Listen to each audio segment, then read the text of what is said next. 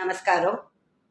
இன்னைக்கு சுமங்கலி பிரார்த்தனை பற்றி, அது ஏன் பண்ணணும், எதுக்கு, எப்படி பண்ணணும், இப்படி நிறையா பேர் என்கிட்ட கேட்குறா. அதை பற்றி கொஞ்சம் சொல்லுங்களே, ஒரு வீடியோ போடுங்களேன்னு. அதனால் இன்னைக்கு சுமங்கலி பிரார்த்தனை பற்றி தான் இந்த வீடியோவில் சொல்லலான் இருக்கேன். எங்கள் சித்தி வந்திருக்கா, எங்கள் அம்மாவோட தங்கைவா. எனக்கு ஒரு பக்கம் சித்தி, இன்னொரு பக்கம் ஓர்படி முறை வேறு. ரெண்டு பேருமே ஒரே குடும்பத்தில் கல்யாணம் பண்ணிட்டு இருக்கிறதுனால எனக்கு ஓர்படி முறை வேறு. அதனால் எங்காத்துல எந்த ஒரு விசேஷனாலும் நாங்கள் எல்லாரும் சேர்ந்து தான், சுமங்கலி பிரார்த்தனை ஆகட்டும், சமாராதனை ஆகட்டும், எந்த ஒரு விசேஷனாலும் எங்கள் சித்தி இல்லாத ஃபங்க்ஷன் எதுவுமே கிடையாது. அதனால தான் சித்தியையும் கூப்பிட்டுனேன் இந்த வீடியோவுக்கு. அவளுக்கு தெரிஞ்ச விஷயங்கள்லாம் சொல்லுவாள். எனக்கு தெரிஞ்ச விஷயத்த நானும் உங்கள்கிட்ட எல்லாம் ஷேர் பண்ணிக்கலான் இருக்கேன். இப்போ சித்தி, சுமங்கலி பிரார்த்தனை நம்ம ஏன் பண்ணுறோம், எதுக்கு பண்ணுறோம், அதை எப்படி பண்ணணும், ஜஸ்ட் ஒரு இன்ஃபர்மேஷன், அது எதுக்காக பண்ணுறோங்கிறத கொஞ்சம். சுமங்கலியாக இறந்தாக்க, ரெண்டாவது பெரியவளாயி இதுவானா அவ இறந்தாக்க, காத்துல பொண்ணு இறந்தாச்சுனாக்க, கன்னியா பொண்ணு இறந்தாக்க கண்டிப்பா பண்ணணும் சுமங்கலி பிரார்த்தனை. சின்ன பொண்கள் சின்ன வயசுலயே இறந்து போயிட்டாலும் நம்ம பரம்பரையில எத்தனையோ குழப்பம். இப்ப இந்த தலைமுறையில் இல்லாட்டாலும் பரவாயில்ல, போன தலைமுறை இல்லாட்டாலும் பரவாயில்ல, நம்ம ஏதோ ஒரு பரம்பரையில கண்டிப்பா யாராவது ஒருத்தர் சுமங்கலியா போயிருப்பா இல்லையா அஸ்தி? அதனாலதான் இந்த சுமங்கலி பிரார்த்தனையை எல்லாருமே தான் பண்ணணும். இது எல்லா குடும்பத்திலையும் பண்ணணும். அந்த குடும்பத்துல அந்த குடும்ப தலைவி, சுமங்கலியா இருக்கிற அந்த குடும்ப தலைவி இந்த சுமங்கலி பிரார்த்தனையை எடுத்து நடத்தணும். தன்னோட மாட்டு பொண்கள் எல்லாம் வச்சுட்டு இந்த சுமங்கலி பிரார்த்தனை பண்ணணும் இல்லையா அஸ்தி? கண்டிப்பா பண்ணணும். அப்புறம் இது எந்தெந்த மாசத்துல பண்ணலாம்னு ஒரு கணக்கு இருக்கா சுமங்கலி பிரார்த்தனைங்கிறது? சித்திரை, ஆவணி, ஐப்பசி, கார்த்திகை, தை.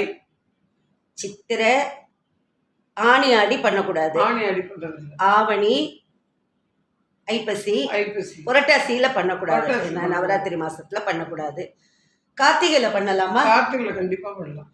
கார்த்திகை, மார்கழி பண்ணக்கூடாது. தை மாசம் பண்ணலாம் கண்டிப்பா. மாசி பங்குனி அது மட்டும் டவுட். மாசி பங்குனில பண்றது சில பேர் பண்றது இல்லை, நாங்க பண்றது இல்லை. மத்த எல்லா மாசத்துலயும் பண்ணுவா. அப்படியா? அந்த மாதிரி கிழமையிலையும் சொல்லணும். கிழமையும் இருக்கா? கிழமையும் இருக்கு. வெள்ளியும் புதன் தான் நம்ம பண்ணுவோம்.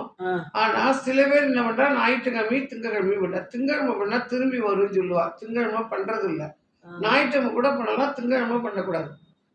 ஞாயிற்றுக்கிழமை இப்ப எல்லாருக்கும் லீவு நாள், நல்ல சௌரியமா எல்லாரும் வச்சுக்கிறா. இப்பப்ப ஞாயிற்றுக்கிழமையும் பண்ண ஆரம்பிச்சுடுறா.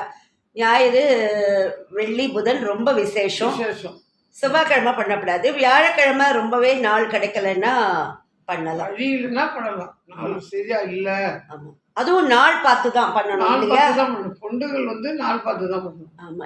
என்ன மாதிரி அது? அஷ்டமி நவமி இருக்கக்கூடாது இல்லையா? அஷ்டமி நவமி இருக்கக்கூடாது. அப்புறம் திதி அஷ்டமி நவமி இல்லாம யோகம் நல்ல யோகமா பார்த்து உட்கார வைக்கணும். மரண யோகமா இல்லாம அந்த மாதிரி நாள் பார்த்து தான் பண்ணணும். வெள்ளிக்கிழமையில கூட அன்னைக்கு அஷ்டமி நவமி இல்லாம இருக்கா, யோகம் நன்னா இருக்கா பார்த்துக்கணும் அப்படின்னு பார்த்து தான் நம்ம பண்ணணும். ஏன்னா சுமங்கலிகளை நம்ம வரவேற்று ஆற்றுல பூஜை பண்ணுறோங்கிறதுனால அதெல்லாம் பார்த்து தான் பண்ணணும். இப்போ சுமங்கலி பிரார்த்தனை எப்போ பண்ணலாம், எதுக்கு பண்ணுறோம்? இப்போ அதாவது சுமங்கலிகளாக நம்ம குடும்பத்தில் பரம்பரையில் இறந்து போயிருப்பா, ஏதோ ஒரு தலைமுறையில் இறந்து போயிருப்பா, அவளை நினச்சிட்டு நம்ம பண்ணுறோம். கண்டிப்பாக. ஆனா அது எப்ப பண்ணலாம்? நம்ம இப்ப வருஷம் பண்ணணுமா, இல்ல ஏதாவது ஒரு அக்கேஷன்ல பண்ணணுமா? அது எப்ப பண்ணலாம்? 60 கல்யாணம், பூணு கல்யாணம், அந்த மாரி கல்யாணத்துல இந்த மாரி 2 நாள் முன்னாடியோ 1 வாரம் முன்னாடியோ பண்ணலாம். நாள் பார்த்து பண்ணணும். இப்போ நம்ம ஆத்துல ஒரு கல்யாணம் வச்சாக்க அந்த கல்யாணத்துக்கு முன்னாடி 60 கல்யாணம், ஒரு 60 கல்யாணம் பண்ணினாலோ, இல்ல ஆத்துல பொண்ணுக்கோ பிள்ளைக்கோ கல்யாணம் பண்ணினாலோ, இல்ல நம்ம பூணல் கல்யாணம் ஏதாவது ஆத்துல வச்சிருந்தாலோ, சஷ்டி பூர்த்தி, சதாபிஷேகம், எந்த ஒரு நல்ல காரியம் எல்லாத்துக்கும் முன்னாடியும் சமாதானம் பண்ணிட்டு பண்ணலாம். ஆமா. சுமங்கலி பிரார்த்தனையும் சமாராதனை நம்ம குலதெய்வத்தை வேண்டிட்டு பூஜை பண்றது. சுமங்கலி பிரார்த்தனைங்கிறது நம்ம குடும்பத்துல இருந்து போன சுமங்கலிகளை நினைச்சுட்டு அவளை ஆத்துக்கு வர வச்சு அவளுக்கு முன்னாடி மரியாதை பண்ணிட்டு அவளுக்கு முதல்ல எல்லா பூஜையும் பண்ணி அவளை நினைச்சுட்டு சுமங்கலிகளுக்கெல்லாம் புடவை வச்சு கொடுத்துட்டு அதை பண்ணிட்டு தான் நம்ம கல்யாணமே பண்ணணும் இல்லையா? கண்டிப்பா. ஆமா, கல்யாணம் அதே எப்பவுமே இந்த ஒரு வார கேப்ல தான் நம்ம கல்யாணம், அடுத்த வாரம் கல்யாணம், இந்த ஒரு வாரம் முன்னாடி தான் நாள் பார்த்து தான் அப்படிதான் பண்ணுவா. ஏன் அப்படி ஒரு வாரம் முன்னாடி பண்றான்னாக்க, எல்லாரும் வெளியூர்ல இருக்கிறவா கல்யாணத்துக்கு வருவா இல்லையா, வரவா அதை ஒட்டி. ஏன்னா சுமங்கலி பிரார்த்தனைக்கும் எல்லாரும் கண்டிப்பா வந்தாகணும். ஆமா, ஆத்து பொண்ணு கண்டிப்பா வந்தாகணும். அப்ப கல்யாணத்தை ஒட்டி ஒரு வாரம் முன்னாடி வந்தான்னா அவளை பொண்ணுகளா உட்காத்தி வைக்கலாங்கிறதுக்காக தான் அந்த ஒரு வாரம் முன்னாடி பண்ணுவா. இப்ப என்ன பண்றான்னா இல்ல, இப்ப கொஞ்சம் முன்னாடியே பண்ணிடுறாங்க. நமக்கு எப்ப உள்ளூர்லயே எல்லாரும் இருந்தானா ஒரு மாசம் முன்னாடியே கூட ஒரு நாள் பார்த்து இப்ப சுமங்கலி பிரார்த்தனை பண்ற. ஆக ஒரு கல்யாணம், ஒரு நம்ம மதத்துல என்ன நல்ல காரியம் வந்தாலும் அதுக்கு முன்னாடி பண்ணணும். அதை தவிர வேற ஏதாவது பண்ணுவாளா? வேற எப்ப பண்ணலாம் சுமங்கலி பிரார்த்தனை? சில பேர் வாத்துல உடம்பு வந்துருக்கு, முடியல, ஏதாவது ஆப்ரேஷன் பண்றா, அது சக்சஸ் ஆகணும், நல்லபடி ஆகணும் அப்படின்னு வேண்டிட்டு அப்ப பொண்டுகள் பண்ணும். அது முடிஞ்சு நாள் படைக்க வச்சு பண்ணலாம். அதுக்கு வேண்டிட்டு ஒரு மஞ்சள் துணியில முடிஞ்சு வச்சுட்டு மெதுவா பண்ணிக்கலாம். அது ஒன்றும் தப்பு இல்லை. ஆப்ரேஷன் நல்லபடியா நடக்கணும், அது உடம்பு சரியாகணும்னு சில பேர் பெரிய ஒரு உடம்பா இருந்தா அந்த மாதிரி வேண்டிட்டு முடிஞ்சு வச்சுட்டு நான் சுமங்கலி பிரார்த்தனை பண்றேன், அவர் உடம்ப நீங்க நல்லபடியா சரி பண்ணிடுங்கன்னு வேண்டிட்டு அந்த மாதிரியும் பண்ணலாம் சுமங்கலி பிரார்த்தனை. அதுவும் பண்ணலாம். அதை தவிர நம்ம ஆத்துல இப்ப தவசம் பண்றோம் இல்லையா, ஆத்துல இப்ப மாமியாரோ அந்த மாதிரி சுமங்கலியா இறந்து போயிருந்தாக்க, அது தவசத்துக்கு மறுநாள் சுமங்கலி பிரார்த்தனைன்னு அந்த பெரிய லெவல்ல பண்ணாட்டாலும் நம்ம மாமியாரை நினைச்சுட்டு ஒருத்தரை ஒரு சுமங்கலிய கூப்பிட்டு, ஆத்து பெண்கள் உள்ளூர்ல ஒரு 2-3 பேர் இருந்தான்னா அவளுக்கு கூப்பிட்டு அவளுக்கு ஒரு புடவையை வாங்கி கொடுத்து வெத்தலைப்பா கொடுத்து சாப்பாடு போட்டு அப்படி செய்யணும். ஆக தவசத்துக்கு மறுநாள் தான் பண்ணலாம். தவசத்தன்னைக்கு செய்யக்கூடாது. தவசத்துக்கு மறுநாள் தான் கொடுக்கணும். வேற வழி இல்ல, வெளியூர் போறா அப்படின்னா கொடுக்கலாம், இல்லைன்னா கொடுக்க கூடாது. மறுநாள் பண்ணி ஒரு சாத்தை சமைச்சு போட்டு கொடுக்கணும். தவசத்துக்கு மறுநாள் தான் தவச பொண்டுகள். அது தவச பொண்டுகள்னு பேர். அதாவது சுமங்கலியா பண்ண மாத்திர நம்ம மாமியாரோ அந்த மாதிரி போயிருந்தாக்க, நம்ம மாமியார் சுமங்கலியா போயிருந்தாங்கன்னா அவ மறுநாள் தவசத்துக்கு மாமியார் ஸ்ரார்த்தத்துக்கு மறுநாள் ஒரு சுமங்கலியை கூப்பிட்டு நம்ம சாப்பாடு போட்டு புடவை வச்சு கொடுக்கணும். 9 கஜம் புடவை கட்டிண்டவானாக்கா 9 கஜம் புடவை தான் வச்சு கொடுக்கணும். நம்ம மாமியார் 9 கஜம் கட்டிண்டவானாக்கா 9 கஜம் புடவை தான் வச்சு கொடுக்கணும். இப்போ நிறைய பேர் 6 கஜமா கொடுத்துடுறா கட்டிக்கிறது இல்லைன்னா, அதான் அவ சௌரியம். ஆக மறுநாள் தான் பண்ணணும் ஸ்ரார்த்த பொண்டுகள். ஸ்ரார்த்த பொண்டுகள் நீங்க அந்த கல்யாண பொண்டுகள் மாதிரி, கல்யாண பொண்டுகள்னா நம்ம நிறைய பேரை பொண்டுகளா வைப்போம். 9, 11, 7லேருந்து ஆரம்பிச்சு 7, 9 ஒத்தப்படையில தான் வைப்போம். 11, 15 வரைக்கும் எங்க ஆத்துல எல்லாம் நாங்க வச்சிருக்கோம் அப்ப எல்லாம். ஏன்னா எங்க குடும்பம் ரொம்ப பெரிய குடும்பம், அதனால நாங்கெல்லாம் 15 பொண்டுகள் வச்சுதான் நாங்க இன்னைக்கும் எங்க பாட்டியாத்துல அப்படிதான் நடக்கும். 15 பொண்டுகள் தான் வச்சு பண்ணுவா. ஏன்னா எங்க அத்தை, எங்க சித்திலாம் நிறைய பேர், எங்க சித்தி நிறைய பேர், மாமா ஒய்ஃபு மாட்டு பெண்கள்லாம் 4-5 பேர் எடுத்து போட்டு பண்ணுவா. சித்தி நிறையா பேருங்கிறதுனால ஒரு 15 பொண்டுகள் இன்னைக்கும் எங்கள் மாமா வாத்துல எல்லாம் அப்படிதான் நடந்துட்டு இருக்கு சுமங்கலி பிரார்த்தனை. எப்பவுமே எங்கள் ஆத்துல எல்லாம் எப்படின்னா, வீடு பார்க்க போகும்போதே ஹால் பெருசாக இருக்கான்னு தான் பார்ப்போம். நாங்கள் ரூம் எல்லாம் கூட ரொம்ப பார்க்க மாட்டோம்.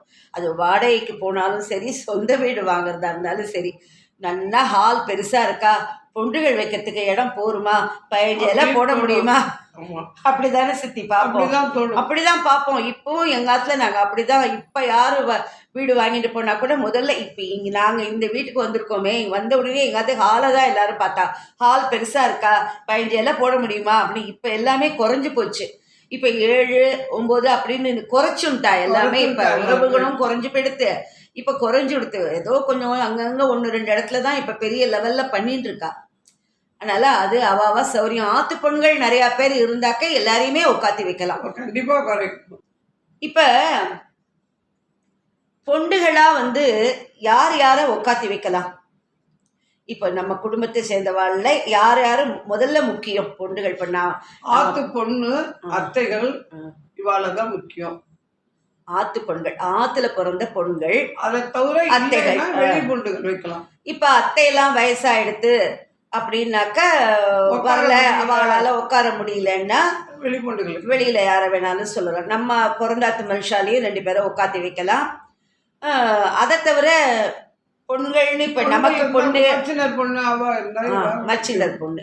இப்ப நான் பொண்டுகள் பண்றேன்னாக்க என் பொண்ணை கூப்பிடுவேன். என் பொண்ணை தவிர என் மச்சினர் பொண்ணெல்லாம் இருந்தா கூப்பிடலாம். அவ பாத்தியப்பட்டவா, ஏன்னா இந்த குடும்பத்து பொண்ணு அவ.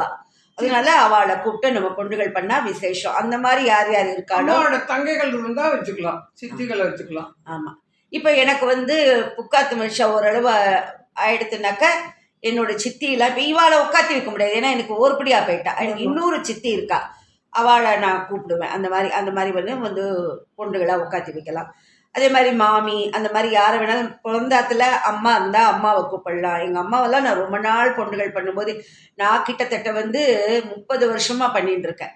எங்க மாமியார் போய் 30 வருஷம் ஆகுது. அதனால ஸ்டார்தத்துக்கு மறுநாள் பண்ற பொண்ணுகளும் விடாத பண்ணிட்டு இருக்கேன். இன்ன வரைக்கும் பகவான் புண்ணியத்துல நடந்துட்டு இருக்கு.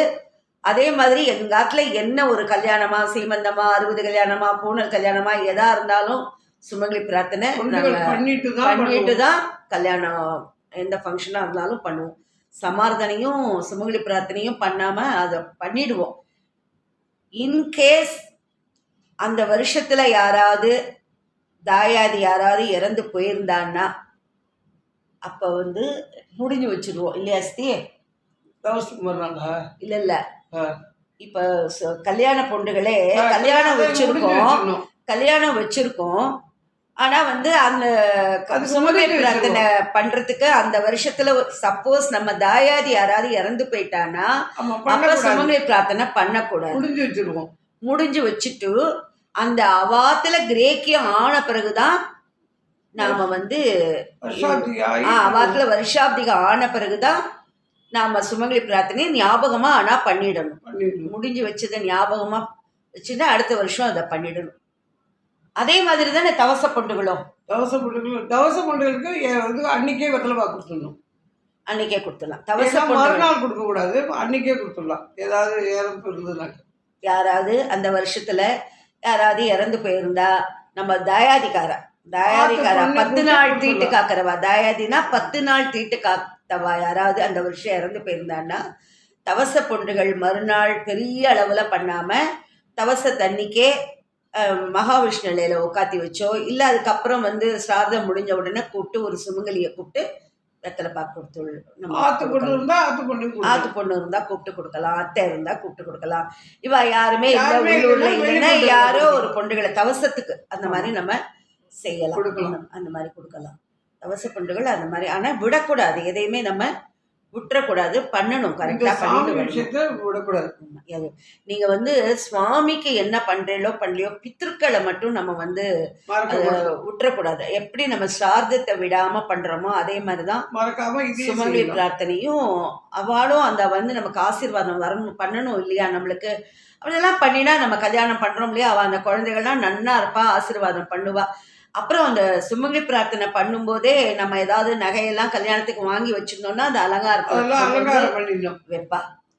இப்ப சுமங்கலி பிரார்த்தனை எப்படி பண்றது அப்படிங்கிறத நான் இன்னொரு வீடியோல சொல்றேன். ஏன்னா இது ரொம்ப லென்த்தியா போறதுனால இது அடுத்த வீடியோல அதை எப்படி பண்ணணும், எத்தனை பேரை உட்காந்து வைக்கலாம், என்ன மாதிரி செய்யலாம், எப்படி சமையல், இதெல்லாம் வந்து அடுத்த வீடியோல நான் சொல்றேன். தொடர்ந்து அடுத்த நாளைக்கே வரும். நமஸ்காரம்.